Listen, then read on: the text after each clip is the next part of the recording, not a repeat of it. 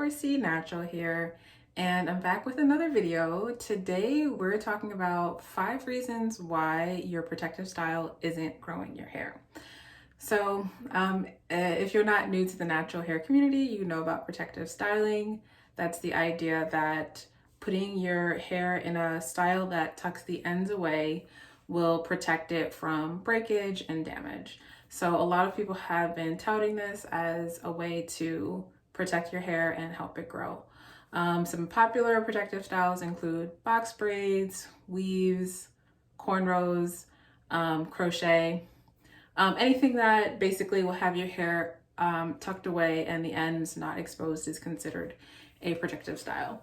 Now, early on in my hair journey, I did use protective styles, and I would say I kind of stopped a few years ago when I realized that most of them really weren't working for me. Now, some people use protective styles just because they don't want to deal with their hair, and that's okay too.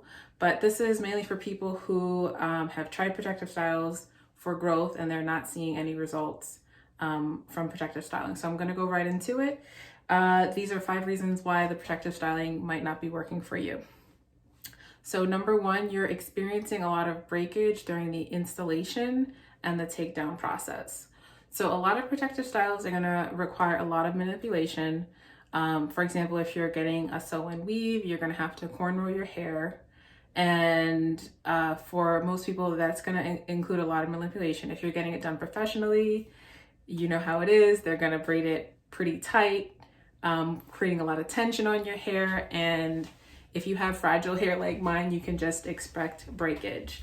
In the takedown process, if you're not careful as well, if you're having it taken out professionally or if you're rushing through it, you can experience a lot of breakage just by installing it and taking it down. So what I would suggest, if you can do your protective style yourself, then you can control a little bit of that breakage, but usually the nature of the style is that you're going to have some breakage. If you're cornrowing your hair, you're going to have some breakage just because it requires so much manipulation. And a lot of times you have to blow dry it first. You don't have to, but most people will blow dry your hair first. It's just easier to work with. All of that handling your hair, fragile type 4 hair, you're going to experience some breakage. So if you can do it yourself, you're going to save yourself a little bit on that breakage.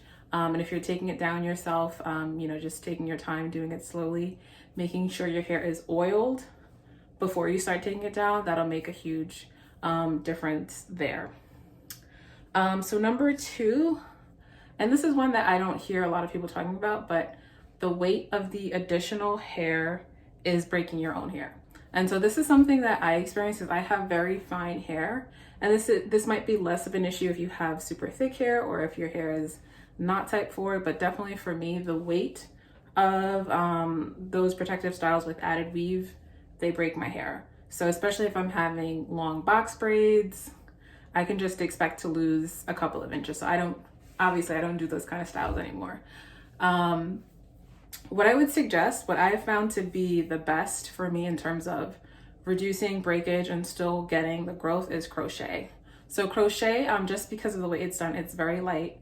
It's super easy to do on your own at home. And for me, I found that to be the best protective style that gives me that break if I need it, but also I don't get a lot of breakage and I can actually see some length retention from it.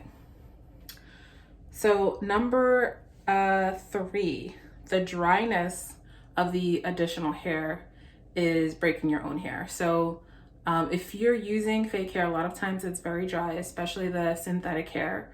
It's very dry, and if you have type 4 hair, it's already naturally dry, and the drier your hair is, the more likely it is to break. So I see some people moisturize their hair beforehand, or if you try to buy better quality hair, it'll be less of an issue, but that's something to be mindful of. I suggest while your hair is in protective styles to keep it oiled. So still oil your scalp and even oil the hair, and that'll help with some of the dryness. I know a lot of people think, oh, water. No, for me, water during a protective style is guaranteed breakage, because when you have a lot of water in your hair, it actually, your hair is actually more fragile in that state, and so it's more likely to break. So that's why I say oil instead of water. Number 4, friction. So this is something I experienced when I used to wear wigs. And so even though I would have like a stocking cap or a satin cap, something underneath to protect my hair, I would find just that daily friction was giving me a lot of breakage. So even though I wore wigs, like I feel like I wore it exclusively for a period of time, I saw no progress in my hair because all of that friction was actually breaking my hair. And number 5, your scalp might just need a break. So a lot of times those protective styles, especially if you're doing a sew and weave or anything that are wigs, lace fronts, anything that has your scalp totally covered, you're dealing with more sweat, dirt, fungus accumulation. You know, I'm not saying it to be funny, but we all have a certain amount of fungus that just naturally lives on our skin and on our hair. And when you wear a style like that, you know, you're more likely to get that buildup. Some people are more sensitive than others. And for some people, that can create an environment where your hair doesn't grow as quickly or as full. And so your scalp might just need a break. So if you choose a protective style, try to choose something where you can I guess still get air to your scalp. So box braids would be good because your scalp, you know, you still have your scalp exposed. Cornrows are okay, I guess. And I like crochet, and when I do my crochet, you know, I try to have it so that I can have multiple parts where you can let your scalp breathe and also oil your scalp if needed. So those are my top 5 reasons why you might not be seeing growth from protective styles. I choose to focus on low manipulation styles. I found that that works better for me. But if you want to give protective styles a go, these are some things to keep in mind. I hope you found this video helpful, and if you did, please like, share, and subscribe. Thank you so much.